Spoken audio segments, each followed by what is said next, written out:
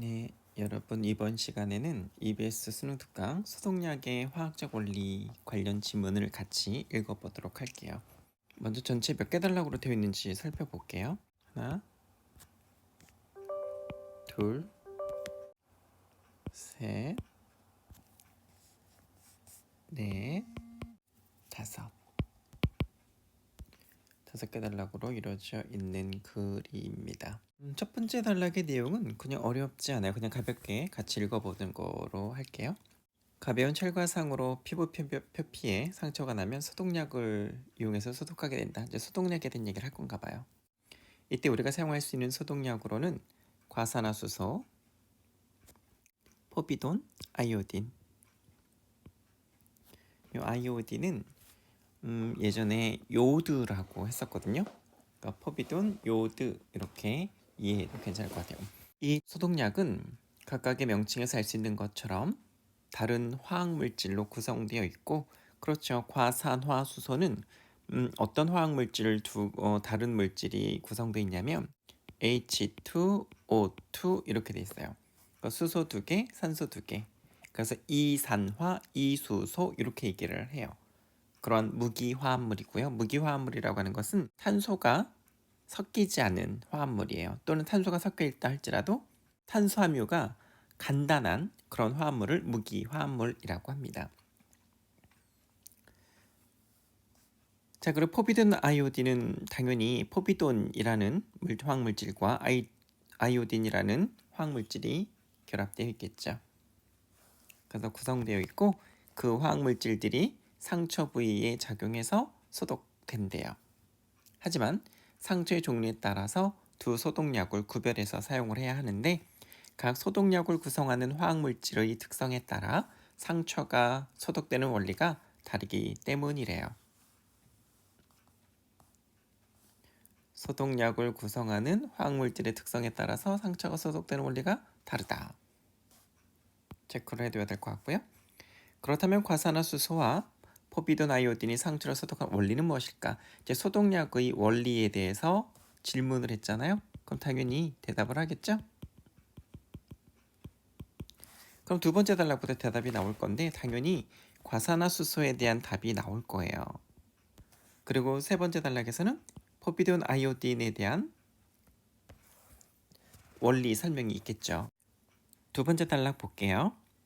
과산화수소는 산소 원자를 분해하는 과정을 통해 상처를 소독한다. 분해하는 과정을 통해서 산소 원자를 분해하는 과정을 통해서 상처를 소독한다고 했어요.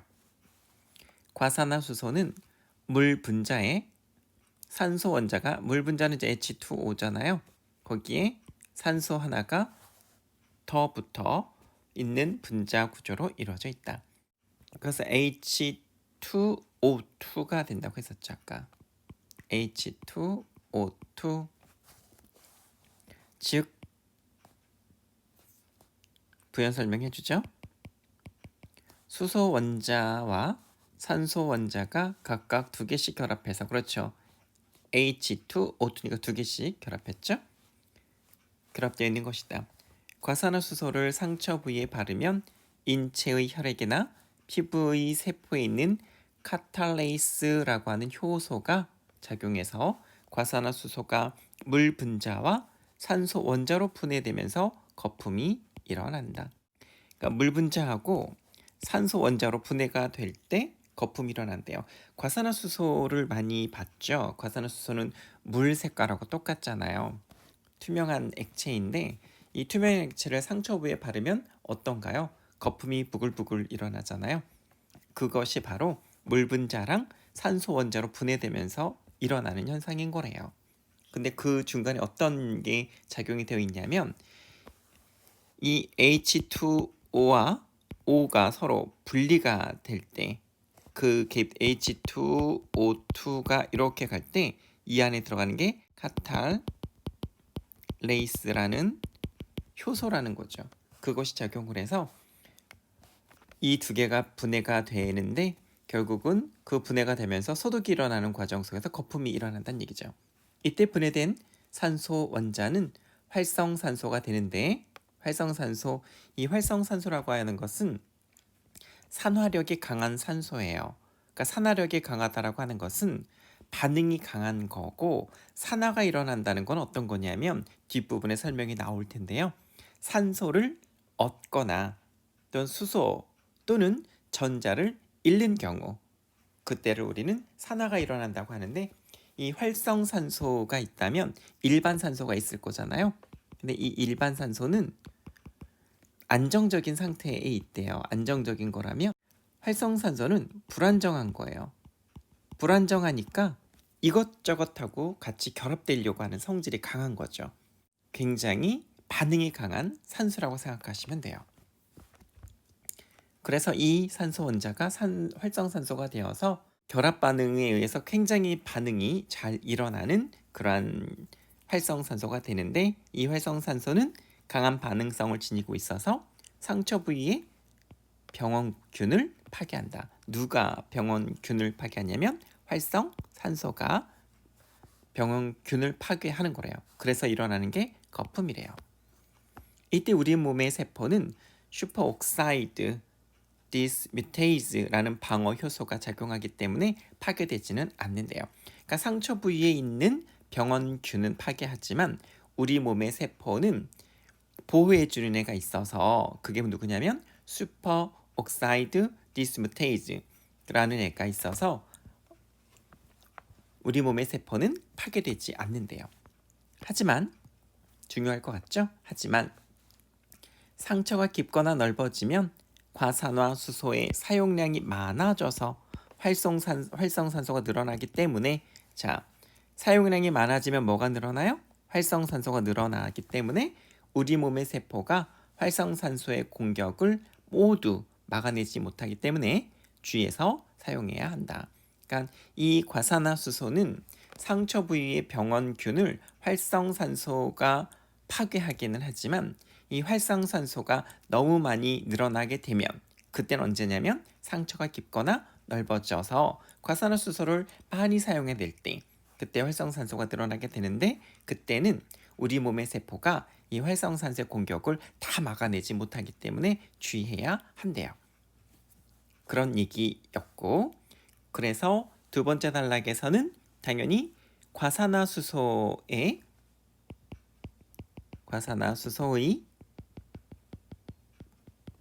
화학작용, 쉽게 말하면 소독 원리를 얘기해 준 거죠. 뭐 때문이더라? 활성산소 때문이더라. 활성산소가 왜 나오더라? 카탈레이스라고 하는 효소에 의해서 H2O2가 물 분자랑 산소 분자로 분해되면서 나타나는 거다. 그런 활성산소 때문에 상처 부위의 병원균이 파괴됐더라.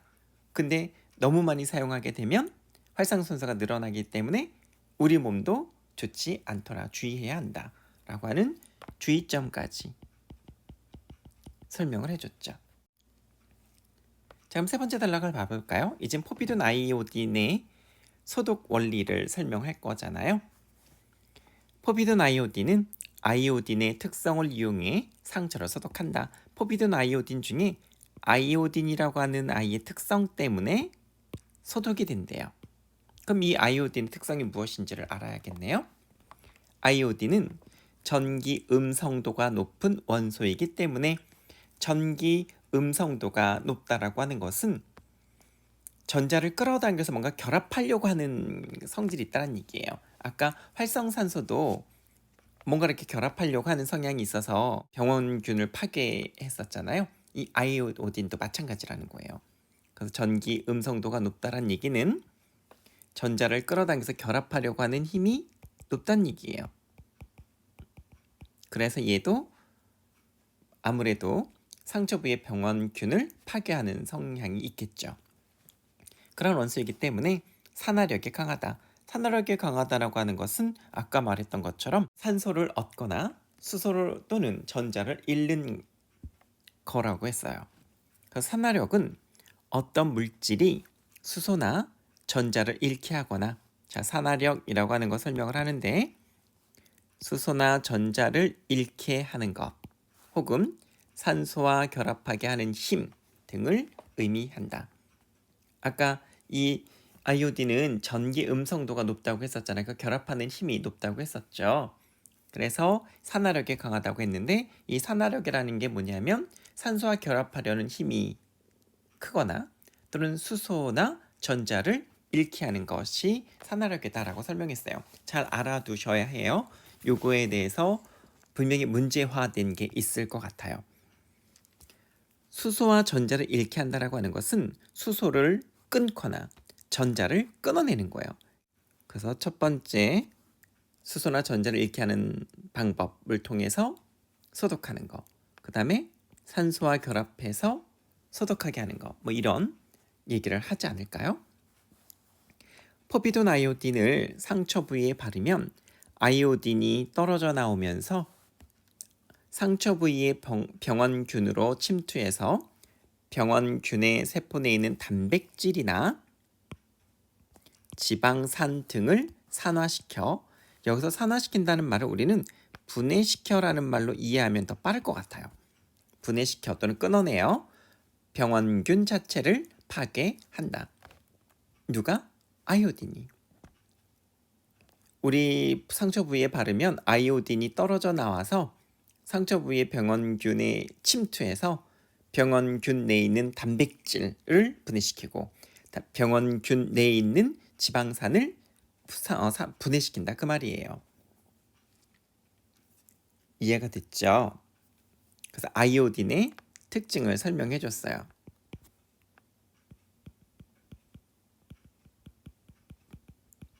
아이오딘의 특징은 뭐다? 어떻다? 산화력에 강하다.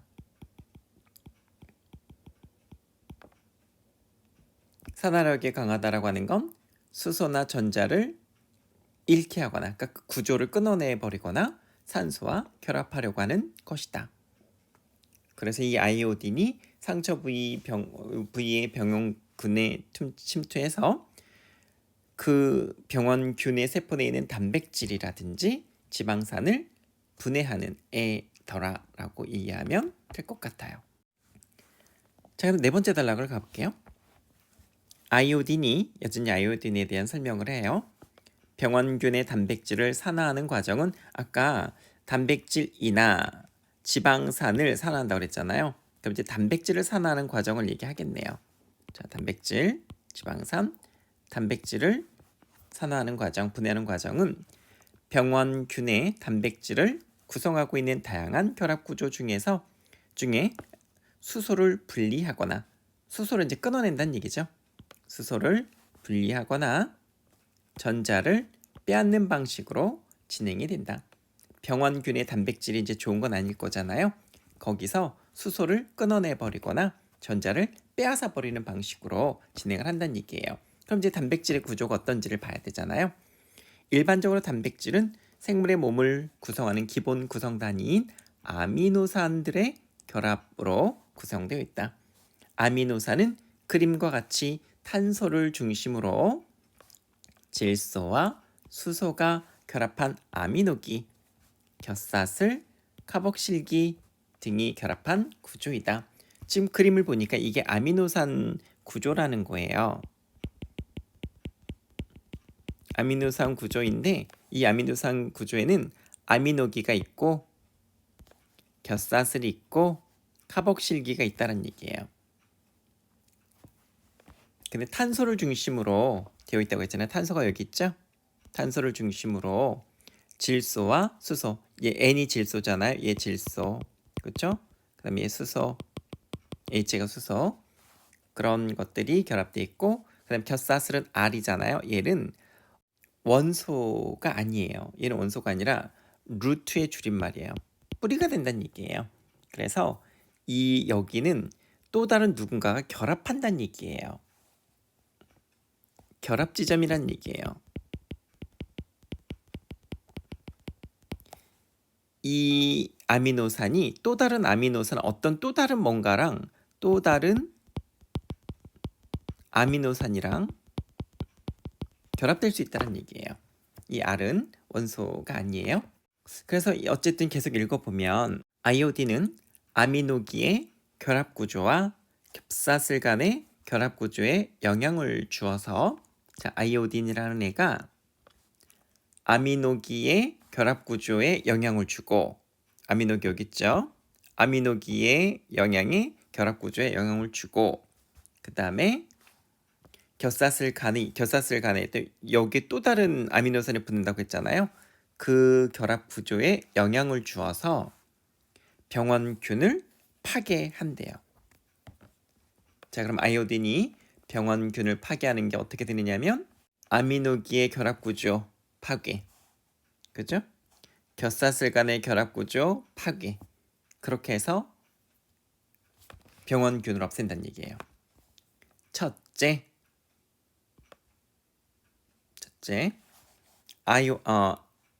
아이오딘은 아미노기를 구성하고 있는 질소와 수소의 결합을 깨트린다. 지금 질소와 수소가 하이픈으로 뭔가를 연결돼 있잖아요. 그걸 끊어버린다는 얘기예요. 다 끊어버려서 파괴해버린다는 거죠. 그럼 아미노기라는 애가 형성될 수가 없잖아요. 구조가 탄탄해지지 않잖아요. 끊어져 버리는 거죠. 얘가 깨져 버리는 거죠. 이렇게 돼서 깨지는 거예요. 그러면 얘가 살아날 수가 없겠죠.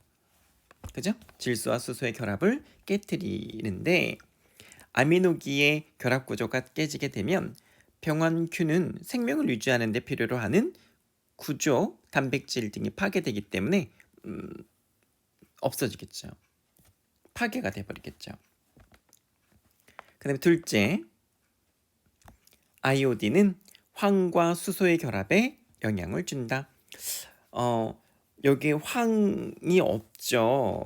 그림의 아미노산 구조에 지금 질소와 수소 결합을 깨트린다는 것까지는 설명이 되는데 갑자기 아이오딘이 황과 수소의 결합에 영향을 준다고 했어요. 황은 원소 기호가 S고 수소는 H잖아요. 그래서 S랑 H가 결합이 되어 있는데 그때 이 SH가 같이 있으면 되는데 이 SH를 떨어뜨려 버리는 거예요. 이 S랑 H를 떨어뜨려서 SH가 있고 SH가 있을 거잖아요. 얘도 겹사슬이고 얘도 겹사슬이라고 본다면 이 두 개를 끊어버려서 SS만 남게 한다 그 말이에요. 그래서 아미노산의 종류는 아미노산의 종류는 겹사슬이 어떤 결합 구조를 이루고 있느냐에 따라서 결정된다라고 했어요. 이 겹사슬이 어떤 결합 구조를 이루고 있느냐에 따라서 아미노산의 종류가 여러 개 있나 봐요. 그것이 결정된대요. 그런데 황과 수소가 결합한 겹사슬을 가진 아미노산은 자, 지금 겹사슬 갖고 있죠. 얘도 겹사슬 SH로 했었잖아요. 그랬을 때 아미노산은 겹사슬을 가진 아미노산은 얘도 이제 아미노산이고 얘도 아미노산이에요. 동일하게 황과 수소가 결합한 겹사슬을 가진 다른 아미노산을 만나 서로 결합하는 이황화 결합을 한다. 지금 황과 수소가 결합한 하나의 아미노산, 황과 수소가 결합한 하나의 아미노산이 결합돼 있잖아요. 그랬을 때 서로 H에 영향을 줘서 H를 끊어버리는 거예요. H를 끊어버리면 SS만 남는다고 했잖아요. 그래서 S가 두 개가 되죠. SS만 남기 때문에 황이 두 개가 된다는 얘기예요. 그래서 이황화 결합이란 얘기예요. S가 두 개로 생성된다는 거죠. SS 이렇게 된다는 얘기예요. 그런 공유 결합을 하게 되는데 이황화 결합은 황이 수소와 결합하면서 사용한 전자 이외에 여분의 전자가 있을 때 이루어지고 단백질의 구조 안정화에 큰 도움을 주는데 아이오딘은 황이 여분으로 가진 전자를 빼앗아서 아이오딘의 역할을 잘 봐보세요. 이황화 결합은 그 황이 두 개가 되는 결합은 황이 수소와 결합하면서 SH 결합했죠? 그러면서 사용한 전자 이외에 여분의 전자가 있을 때 이루어지는데 이와와 결합은 그때 이루어지는데 단백질의 구조 안정화에 큰 도움을 준대요. SH라고 했을 때. 그런데 이 아이오딘이라고 하는 애가 황이 여분으로 가진 전자를 빼앗아서 겹사슬이 서로 결합하지 못하게 함으로써 R과 R이 서로 결합하지 못하게 만드는 거예요. 왜? 전자를 하나 뺏는 거죠. 쉽게 말하면 H를 다 빼버린다고 생각하면 돼요. 뺏어버린다고 생각하면 돼요. 그래서 SS가 남는다고 생각하면 돼요. 그렇게 함으로 인해서 단백질의 구조를 불안정하게 한다. 단백질의 구조가 불안정하니까 어떻게 되겠어요? 그 단백질은 온전하지 않죠. 그래서 파괴가 되는 거죠. 그래서 상처 치료가 되는 거예요. 아이오딘이 지방산을 산화시키는 과정. 지금까지는 단백질 얘기했잖아요. 이제 지방산을 얘기할 거란 얘기예요. 지방산을 산화시키는 과정은 지방산을 구성하고 있는 탄소의 결합 구조를 깨트리는 방식으로 진행된다. 탄소의 결합 구조를 깨트린대요. 지방산을 산화시킬 때는, 지방산을 분해시킬 때는 탄소의 결합 구조를 깨트리는 방식으로 진행되는데 지방산은 탄소가 이중으로 결합한 경우가 많은데, 자, 이중으로 결합한 경우 굳이 우리가 만들어 본자면 이론제 이중이란 얘기는 두 개가 결합된다는 얘기예요. 쉽게 말하면 아까 여기서 다 하이픈이 하나였잖아요. 그런데 여기 부분에 O랑 C 부분은 두 개로 되어 있죠. 이게 이중이에요. 이건 단일이에요. 얘는 단일, 얘는 이중, 두 개로 묶인다는 얘기거든요. 그렇기 때문에 탄소의 결합 구조를 깨뜨리는 방식에서 지방산은 탄소가 이중으로 결합한 경우가 많다라고 얘기를 했단 말이에요. 그래서 H랑 C랑 단일이 되어 있고 H랑 C랑 단일이 되어 있는데 C랑 C가 이중으로 결합되어 있을 때를 얘기한다는 얘기예요. 이런 때가 있을 수 있다는 얘기죠. 이렇게 이중으로 결합한 경우가 많은데 아이오딘은 탄소의 이중 결합을 깨버린다고. 이걸 깨버려요. 깨버리게 되면 이 구조가 깨지잖아요. 이 구조가 깨져서 핵산 사이로 침투한다. 그래서 이 아이오딘이 핵산 사이로 침투를 하면 핵산이 산화하면서 분해되면서 RNA, DNA 이런 거 있을 거잖아요. RNA라든지 DNA라든지 등등등 있는 거를 얘기하는 거 아닐까요? 그죠? 등등등. 그것이 분해가 되면서 세포를 구성하고 있는 세포벽이라든지 세포막이라든지 세포질 등이 파괴된다라고 얘기를 했어요. 그러는 과정 속에서 결국엔 상처를 소독한다는 얘기인 거죠. 그래서 여기까지의 내용을 보면 이 아미노산의 구조 그림을 통해서 단백질을 산화시키는 방법, 그다음에 지방산을 산화시키는 방법에 대해서 얘기를 했어요. 단백질을 산화시키는 거 하나, 그다음에 지방산을 산화시키는 거 하나. 단백질을 산화시키는 거는 어떤 얘기를 들었냐면 수소를 분리하거나 전자를 빼앗는 방식. 수소를 분리하는 거는 뭐였어요? 질소와 수소의 결합을 깨트리는 기역 부분 첫째였어요. 그 다음에 전자를 빼앗는 것은 뭐였어요? 황과 수소의 결합인 둘째 부분이었어요. 첫 번째가 수소 분리, 두 번째가 전자 빼앗기.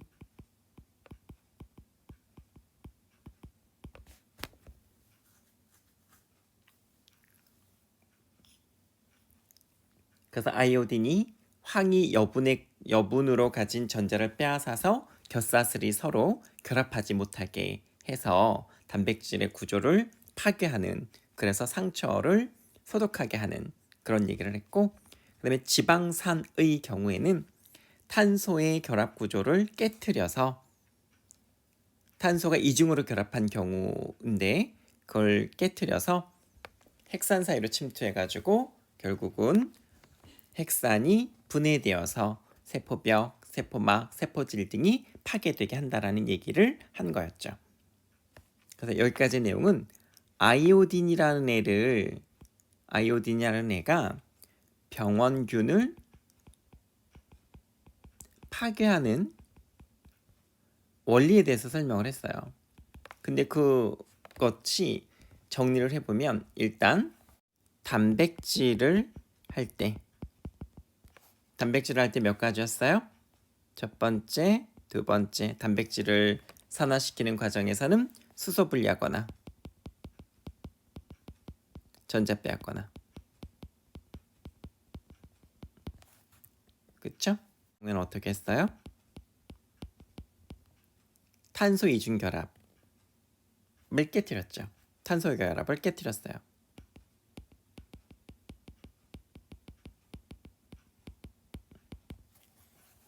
그런 과정을 거쳤죠. 자, 그런데 이제 마지막 단락을 가봅시다. 지금 읽은 단락이 여러분이 가장 이해하기 어려웠을 거고, 이제 마지막 단락은 그렇게 어렵지 않아요. 그냥 잘 읽어 나가면 될 것 같아요. 하지만 아이오딘을 사용할 때 유의할 점이 많다. 그러니까 유의할 점에 대한 얘기를 하는 거겠죠. 이제는 뭘 유의해야 되는지를 우리한테 설명을 해줄 것 같아요. 유의할 점을 설명해 주고 있는데, 19세기 초에 아이오딘이 상처를 입은 사람들의 상처를 소독하는데 처음 사용되었을 때는 많은 양의 아이오딘이 한꺼번에 방출되어 병원균과 피부세포를 가리지 않고 파괴하는 부작용이 있었다. 그래요. 유의할 점이 뭐냐면 처음 사용했을 때는 너무 많은 양의 아이오딘을 한꺼번에 방출하게 되어서 결국에는 피부세포를 파괴하는 부작용도 있었대요. 그래서 주의해야 된다는 얘기를 하는 거겠죠. 피부세포까지 파괴되는 부작용을 줄이기 위해서 상처를 치료하는데 필요한 양이라도 아이오딘이 한꺼번에 방출되지 않도록 다른 화합물질과 결합시켜서 아이오딘과 화합물 간의 결합력이 강해지도록 만들어야 한다. 이때 아이오딘과 결합하는 화학물질로 주로 사용되는 것이 독성과 자극성은 낮고 안정성이 높은 포비돈이다. 그러니까 이 아이오딘하고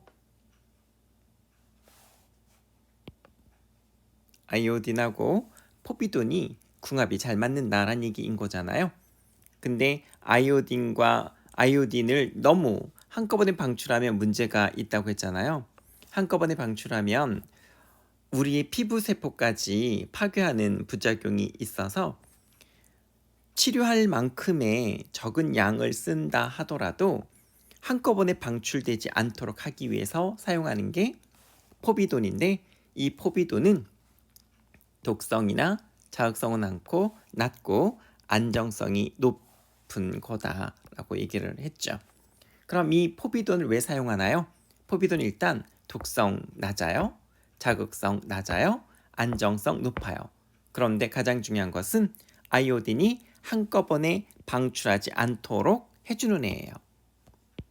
포비돈의 역할인 거죠.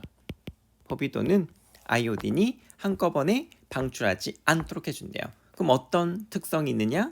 얘의 속성은 독성이 낮다, 자극성이 낮다, 안정성은 높다. 이러한 속성을 갖고 있는 애인 거죠. 포비돈 아이오딘은 포비돈과 아이오딘의 결합을 통해 아이오딘이 서서히 방출되면, 그러니까 포비돈을 써서 아이오딘이 서서히 방출하게 되면 신체 세포를 파괴하지 않고 아이오딘에 의해서 통증과 자극을 이전보다 줄일 수 있다. 왜 줄일 수 있죠? 서서히 방출되니까. 서서히 방출되어서 통증과 자극을 이전보다 줄일 수 있다는 얘기죠. 그래서 결국은 신체 세포를 파괴하지 않을 수도 있지요.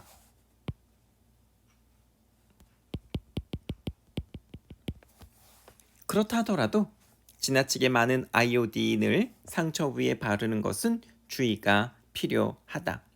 포비돈 아이오딘의 이제 장점이 이었잖아요.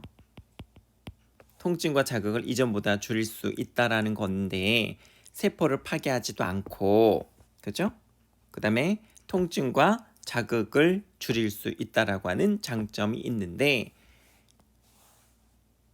그렇다 하더라도 지나치게 상처 부위에 바르는 것은 주의가 필요하다. 하지만, 그쵸? 주의가 필요하다. 신장 기능이 약한 사람들, 특히, 그죠? 신장 기능이 약한 사람들은 사용하지 않는 것이 좋겠다. 왜냐하면 아이오딘은 체내에 유입된 후에 일반적으로 2일 정도 지나 신장을 통해 배설이 이루어지는데 체내의 단백질에 영향을 끼치지 않지만 신장 기능이 약하면 아이오딘의 배설이 원활하지 못할 수가 있대요. 그래서 신장 기능이 약한 사람들은 사용하지 않는 것이 좋겠대요. 자, 그래서 원활하지 못해서 아이오딘의 영향을 받을 수 있기 때문이다. 또한 또 다른 거, 소량의 아이오딘이라도 인체의 기초 대사를 조절하는 갑상샘 호르몬에 직접적인 영향을 주기 때문에 갑상샘 기능에 이상이 있는 경우에는 사용하지 않아야 한다. 두 번째, 갑상샘 기능에 이상이 있는 경우에는 사용하지 말아야 된대요. 왜? 갑상샘 호르몬에 직접적인 영향을 주기 때문에. 임신한 경우에도 태반을 통해 아이오딘이 태아의 갑상선에 전달돼 영향을 줄 수 있기 때문에 주의해야 된다. 세 번째, 임신한 경우도 주의해라. 왜? 임신한 사람 왜 중요해야 될까요? 태아의 갑상선에 전달되니까. 태아에 영향을 주니까 주의하라는 얘기죠. 그래서 여기까지 내용은 당연히 포비돈,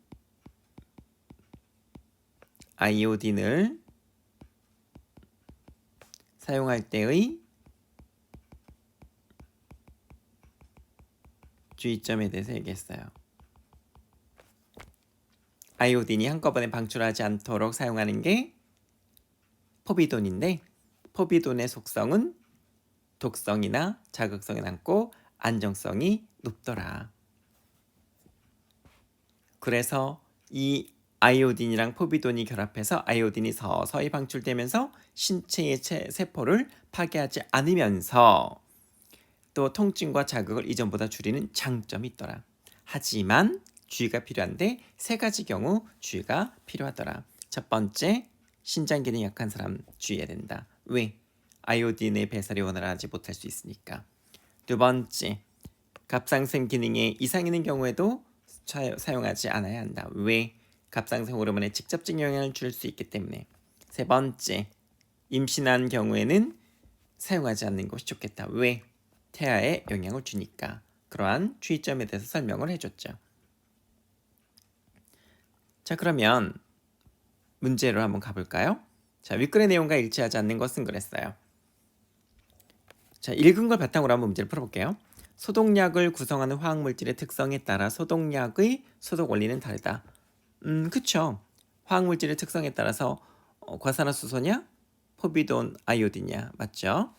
근데 과산화수소 2번 과산화수소를 다친 부위에 바르게 되면 산소 원자 하나가 분해되어 활성산소가 된다. 그쵸? 활성산소가 되어서 부글부글 거품이 일어나게 한다고 했잖아요.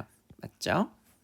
그럼 3번 아미노기의 결합 구조와 겹사슬의 결합 구조에 따라 아미노산의 종류가 결정된다. 아, 그랬나요? 아까 네 번째 단락에 보면 밑줄 그은 것 중에 아미노산의 종류는 겹사슬이 어떤 결합 구조를 이루고 있느냐에 따라 결정된다 그랬어요. 겹사슬이었었어요. 겹사슬이 어떤 결합 구조를 이루고 있느냐. 그러면 3번에 아미노기의 결합 구조랑 겹사슬의 결합 구조에 따라서 달라지는 것이 아니라 겹사슬의 결합 구조만 해당이 되죠. 얘는 해당이 안 되죠. 그 벌써 답은 3번이 틀렸네요. 4번은 임신했거나 신장 기능이 저하된 경우 사용하지 않는 것이 좋다. 뭘? 아이오딘을. 근데 5번 전기 음성도가 높아서 지니고 있는 아이오딘의 특징은, 그러니까 전기 음성도가 높은 특성을 지니고 있는 아이오딘은 이라고 말하는 게 맞지 않을까요? 좀 말이 이상하네요. 전기 음성도가 높은 원소를 지니고 있는 아이오딘의 특성은 상처를 소독할 때 활용된다. 그렇죠. 소독할 때 활용되죠. 말이 좀 이상하네요. 전기 음성도가 높아서 지니고 있는 좀 이상한데요. 음성도가 높은 원소를 지니고 있는 아이오딘의 특성은 이렇게 하는 게 자연스럽지 않을까요? 자, 윗글을 바탕으로 보기의 A에 대해 이해한 내용으로 가장 적절한 것은 그랬어요. 갑은 자전거를 타다가 넘어져서 찰과상을 입었는데 집으로 돌아와 과산화수소를 상처 부위에 부었더니 거품이 일어났어요. 활성산소가 생겼다는 거죠. 그런데 며칠이 지나자 다른 곳은 건강상의 이상 징후를 느끼지 못했지만 상처 부위가 골맞대요. 더 아프기 시작해서 병원을 찾아갔더니 뭐라고 했냐면 상처가 깊고 넓은 데다가 소독약의 사용량이 많아서 그랬어요. 그럼 아까 몇 번째 단락을 다시 보면 돼요. 첫 번째 단락, 두 번째 단락을 다시 보면 되죠. 두 번째 단락에 상처가 깊거나 넓으면 가산화수소의 사용량이 많아서 활성산소가 늘어난다라고 했죠. 그래서 공격을 막아내지 못한다고 했죠. 그래요. 활성산소가 많아져서란 얘기예요. 그랬을 때 가장 적절한 거 활성산소가 많아졌다. 그런 얘기가 들어가는 것이 있으면 될 것 같아요. 답이 그냥 보이지 않을까요? 수소 사용량이 많아서 산소 원자가 너무 많이 떨어져 나오면서 활성산소가 많아졌다는 얘기죠. 그래서 답이 4번이에요. 3번 문제로 가봅시다. 기억린 디귿을 보면 기억은 아까 단백질 파괴하는 거, 그러니까 단백질 산화하는 거, 분해하는 거, 그 다음에 지방 분해하는 게 있었잖아요. 단백질 산화하는 방법에는 기억과 니은 두 개가 있었고 지방이 디귿 하나가 있었어요. 뭐가 있었냐면 단백질을 분해하는 것은 수소 분리, 질소와 수소 결합 깨트리는 거. 그 다음에 니은은 황과 수소 결합에 영향을 주는 거. 디귿은 그럼 뭐였냐면 탄소가 이중으로 결합한 거. 그래서 그것을 침투해가지고 아이오딘이 핵산 사이에 침투해가지고 탄소의 이중 결합을 깨트려 버린 다음에 침투해서 세포벽, 세포막, 세포질을 파괴한다고 했었잖아요. 그 얘기죠.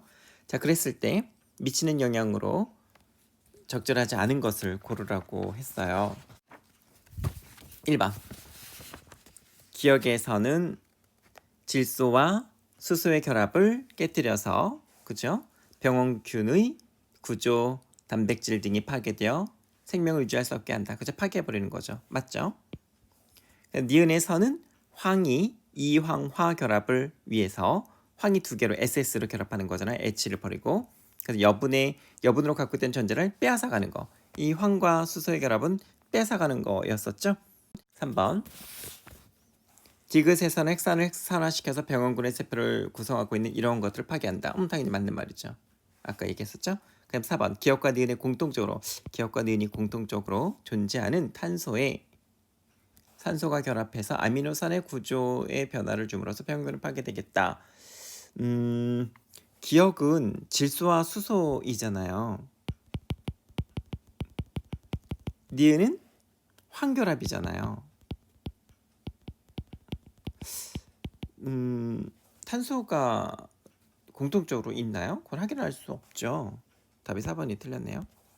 니은에서는 황과 수소가 결합한 겹사슬이 서로 결합하는 과정에서 그쵸? 황과 수소가 결합한 그 겹사슬이 서로 결합하는 과정에서 SH가 결합이 될 때 일어나는 과정이었고 디귿에서는 탄소 이중 결합에 영향을 끼쳐서 그래서 탄소를 끊어버린다고 그랬잖아요. 그렇게 해서 병원균이 유지하지 못하게 하는 거. 맞는 말이죠. 답은 3번이죠. 그 다음 마지막 4번. A의 이유로 가장 적절한 것은 A가 뭐였나요? 맨 마지막 단락이죠. A. 아이오딘에 의한 통증과 자극을 이전보다 줄일 수 있다. 왜요? 왜 아이오딘에 의한 통증과 자극을 이전보다 줄일 수가 있죠? 방출 속도가 느려서 서서히 방출하게 되니까. 그죠? 그럼 서서히 방출한다는 얘기가 나온 답이 몇 번이에요? 답은 방출 속도가 늦는다. 천천히 나온다. 5번이네요. 5번. 답은 5번이죠 뭐. 자, 여기까지 하겠습니다.